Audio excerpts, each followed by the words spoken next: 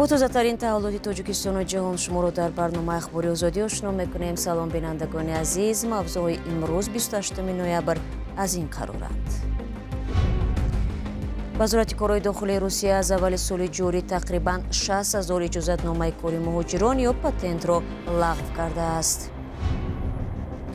وزارت کارهای خارجه تاجیکستان از کشته شدن 3 کارگر چینی در ناحیه شمزین شاهین نگرانی جدی نموده از طالبان خواست جهت تأمین ثبات و امنیت در سرحد تدبیرهای مؤثر بیاندیشد. و بعد مرگ سرباز گارد ملی امریکا که در آن زاده افغانستان متهم می شود، واشنگتن ارزیابی عریضه های مهاجرتی افغانها را قطع می کند. این تفتیش تروریسم است، در این باره خطا نکنید. وزارت کارهای داخلی روسیه از اول سال جاری تقریباً 60,000 اجازتنامه کاری مهاجران یا پتنت را به اعتبار کرده است. در این باره معاون دبیر شورای امنیتی روسیه الکساندر گریبینکین در صحبتش با روسیسکای گازета بیان داشته است. سبب بیکار شدن این تعداد اجازتنامه پیشنهاد نکردن معلومات درباره فعالیت مهنتی می باشد. این مقامدار یادآور شده است که سر از سال 2024 مهاجران بعد دریافت پتنت باید در دوام 2 ماه به مقامات حدودی وزارت کارهای داخلی روسیه درباره جای کارشان خبر دهند.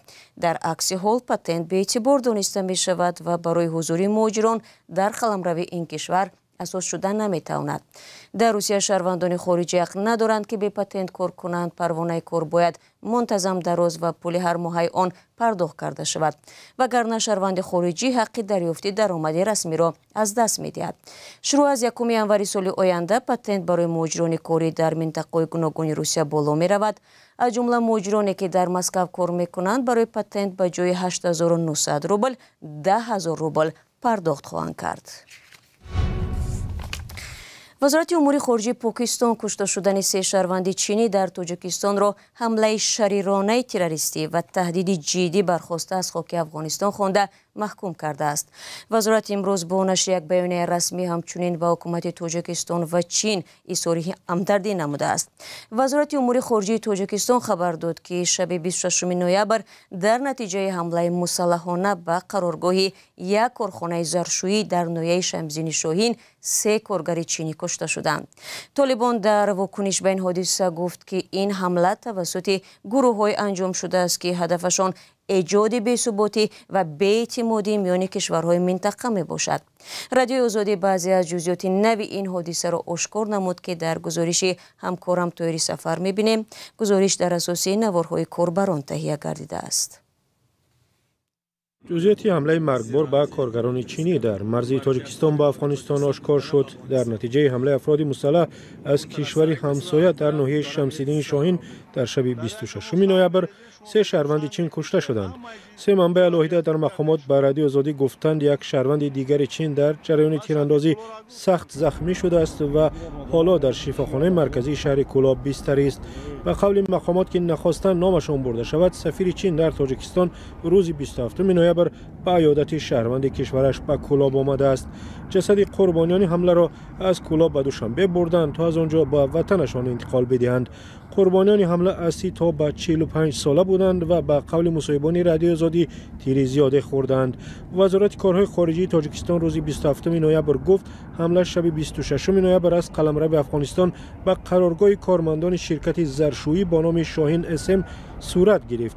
به قول وزارت حمله با اسلحه آتش فشان و ظاهراً پهباد یا درانهای خرد قاتل صورت گرفته است. وزارت حمله را قاطعانه محکوم کرده از طالبان حاکم در افغانستان خواسته است جهت تامین ثبات و امنیت در سرحد تدبیرهای مؤثر بیاندیشد.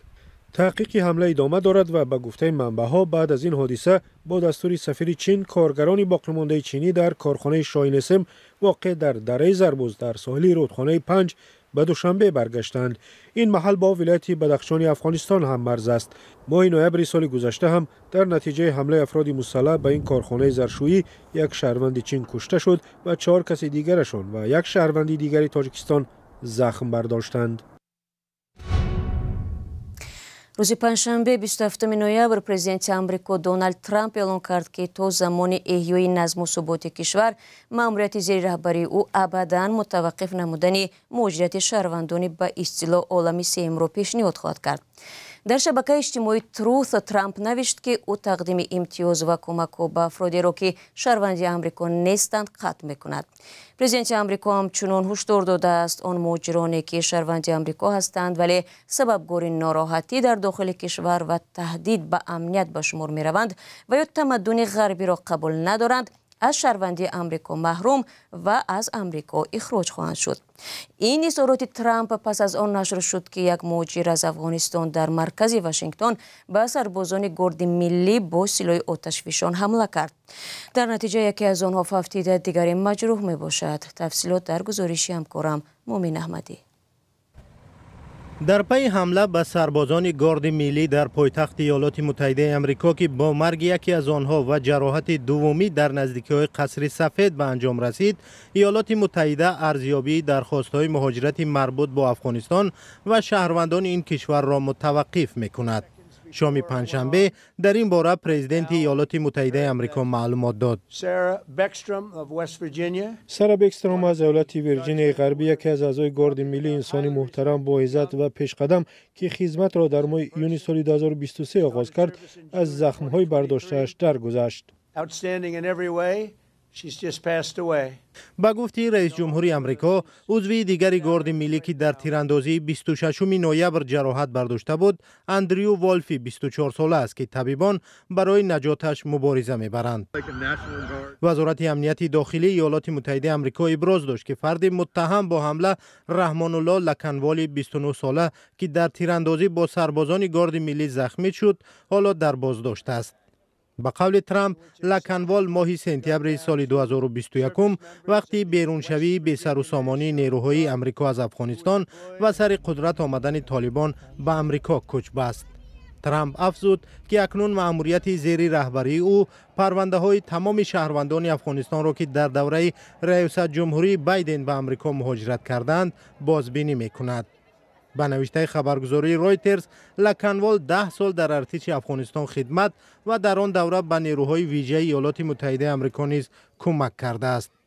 رئیس خدمات کشف ایالات متحده آمریکا جان ردکلیف تصدیق کرد که لکنوال در عملیات نیروهای آمریکایی مستقر در افغانستان شرکت کرده است. روز 27 نوامبر خدمات تحقیقات ایالات متحده آمریکا یا خود FBI در ایالت واشنگتن که در آنجا لکنوال با همسر و 5 فرزندش به سر میبرد و شهر سان دیگوی ایالت کالیفرنیا یک چند خانه را تفتیش کرد. کاش پاتل رئیس خدمات تحقیقات ایالات متحده آمریکا گفت که مفتشان تجهیزات الکترونی را مصادره کرده با نزدیکان متهم صحبت کردند. این تفتیش تروریسم است، در این باره خطا نکنید. دادستان شهر واشنگتن تأکید کرد که لکنوال در مرکز واشنگتن سربازان گارد ملی را هدف گرفته است. اکنون شماری از افغانستانی های مقیم آمریکا خوف دارند که زیر فشار قرار گرفته به حمله های انتقام جویانه روبرو خواهند شد.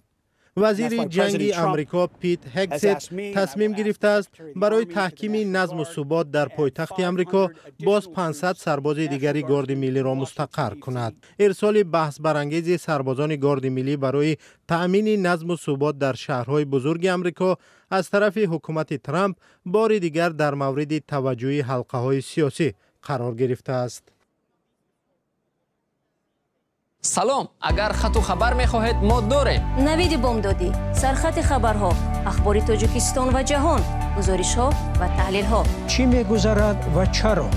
دانستن فهمیدن است. ضمیمه یا اپ ما را بگیرید. شما برنامه اخباری رادیو آزادی را تماشا دارید. کمبود برق در پایتخت تاجیکستان با کار ماشین‌های برقی هم مشکل پیش آورده است. رانندگان الکترومبیل‌ها که کارشان از برق سخت وابسته میباشد میگویند که یک هفته اخیر به جای درآمد بیشتر ضرر میبینند، چون اکثر وقتشان در جستجوی برق و نوبت‌پایی برای نیرو دادن ماشین‌هایشان میگذرد. چنانچه موضوع در گزارش همکاران ما زرانگیز نوروزشو و شعلای عبدالله که از چند نقطه برقدهی ماشین‌ها در دوشنبه دیدن کردند. نوبت‌پایی ماشین‌های برقی در یکی از گوشه‌های دوشنبه. رانندگان تاکسی میگویند مجبورند برای نیرو دادن ماشین‌های خود ساعت‌ها نوبت ایستند و وقت تلف کنند. 20 ماشین اچرات وقت بیشتر میرن هم کلیتو جداد که میشینه برن تمام جو ما میکنی جو بیاوی هر جا کار میکنه اما جو محکمه بسیارش لیمیته چند جورش گفته اومده تو بس سه جا گفته بعد جا گفته کار میکنه جو اومده تقریبا یک هفته همه کیجوی میره اوچرات رازبور جنگ جنجال مقصد نیست همه جو زینی تا لیمیت کردگی کمبودی برق برای نقطه‌های برقدهی ماشین‌ها هم دردسر شده است. به گفته رانندگان در بسیار نقطه‌ها از ساعت 9-10 صبح و بعد از ساعت 16-17 شام برق نیست. برق که آمد نوبت‌ها هم دراز می‌شوند. ما شاو می‌زنیم که زران کلیتر سر روز پیت کنه اصلا شاو بسیار چا نیستیم. روزانش بخیره. شب تا ساعت چند می‌شه؟ 2 ساعت 3 ساعت میستی بسیار شاو بیاد بعد می‌بینی. شما می‌مونید با شاو می‌مونید؟ اولی با شاو بود میشه تیز بود میشه. شب تا ساعت چند هستین در نوبت؟ تو 10-11 تو می‌زنیم بود میشه وجود خچام. خنکه تیز می‌خرچیش. قمریدین که با تاکسیرانی در دوشنبه روز می‌گذراند امسال ماشینی برقی خرید تا خرجش کم و کارش آسان شود اما مشکلی به برقی او را از آینده کارش نگران کرده است. وضعیت بنزین مبازمین بود ایوش با بهتر شدن که در گازش زدیم گازش با عاید عوض میشید با این سویتا که با خدا نعمت خدا در رسیدگمون با گفتیم که نه یا مدت دامون هد میشه که یا برا بالا زد. رانندگان منتظر نه تنها از خود پایتخت بلکه از ناحیه‌ها به مثل وحدت و نورک نیز هستند چون آنجا احوال تامین برق بدتر است. یک روز 2 بار ضریت میمونه. یک تا ضریت نمیرسه برای که سر میبریم در خدمت خلق میگردیم. هم خدمت خلق هم زندگی خمون روزگار خمون تا ساعتای 1-2 را یا ضریت بود میشه بعد این پرابلم از ضریت مونی ضریت میکنیم ضریت مونک میکنیم اینجا میری اوچرات اونجا میبی اوچرات دین اما پایان این روزگار رفتم 16 ماشین نوشتن اوچرات منم این ماشینا 45 تقریبا 45 1 ساعت ضریت میگیرن اگه شما بیننده حساب کننده اگر ما 16 ساعت اونجا از اوچرات بیستم گفتن گپو یک روز زیاد قریب 1 سوتکه ما اوچرات استودم در کور. رانندگان میگویند وضع به حدی است که ماشین‌های برقی گاهی در نیمه راه میمونند و مجبورند برای اواکواتور پول بدهند تا آنها را به نقطه‌های برقدهی برساند. از این رو خرج نظر به درآمد بیشتر شده است. بیشتری تاکسی ها در دوشنبه ماشین های برقی هستند. روزهای اخیر با پیش آمدن کمبود برق در نقطه های برقدهی برخی از مسافران هم از کمچین شدن تاکسی در ساعت های معین شکایت می کنند. نظر مسئولین نقطه های برقدهی الکترومبیل ها معلوم نیست. مقامات رسما محدود شدن برق را در پایتخت شرح ندادند. اما یک کارمند شبکه های تقسیمات برق گفت سفارش شده است که انتقال برق در بعضی از چنین نقطه ها در وقت سرباری برق یعنی ساعت هایی که به خانه ها برق انتقال می شود تنظیم شود. با گفته وی اگر برق در چنین نقطه ها خاموش نشود ممکن است صدها نفر در بلندوشونه ها بی برق بمانند. یک سبب شدید شدن کمبود برق در پایتخت را امسال برخی از تحلیلگران و ساکنان به زیاد شدن شمار ماشین های برقی وابسته می‌دانند. برای که شهر به حد میده شما خونه میبید سویت نمیرسد برای که برق نمیرسد برای که الکترومبیل برق شما میگیرد شما به برق میشینید. به حساب میانه یک سال اخیر شماره ماشین های برقی در کشور به مراتب بیشتر شده به 12,000 عدد رسیده است. دستور شهرداری است که باید همه ماشین های تاکسی در پایتخت به الکترومبیل های وصل کرده شوند. حکومت هم بیشتر شدن خودروهای برقی را تطبیق برنامه اقتصادی سبز مینامد. اما ساکنان که به این هم از وضع نقلیات در شهر راضی نبودند از آن نگرانند که در فصل سرما و با شدیدتر شدن مشکل احتمال وضع بدتر خواهد شد. و 28 نوامبر زاد روز 2 روزنامه‌نگار زندانی توجیک عبدالستار پیر محمد زاده و زوقبک سیدامینی است. یکی 47 و دیگری 42 ساله شده‌اند. 4 سال است که روز تولدشان پس پنجره سپاری می‌شود. تفصیلات در وبسایت ما. دوستان مهربان رسیدیم به پایان برنامه اخباری آزادی. سپاس که ما را همراهی کردید. در سامانه azadi.org و صفحه اجتماعی میتوانید ما را همین گونه پیگیری کنید. خود را احتیاط کنید از آن در روزهای آینده و خدا نگهبان هر یک شما باشد.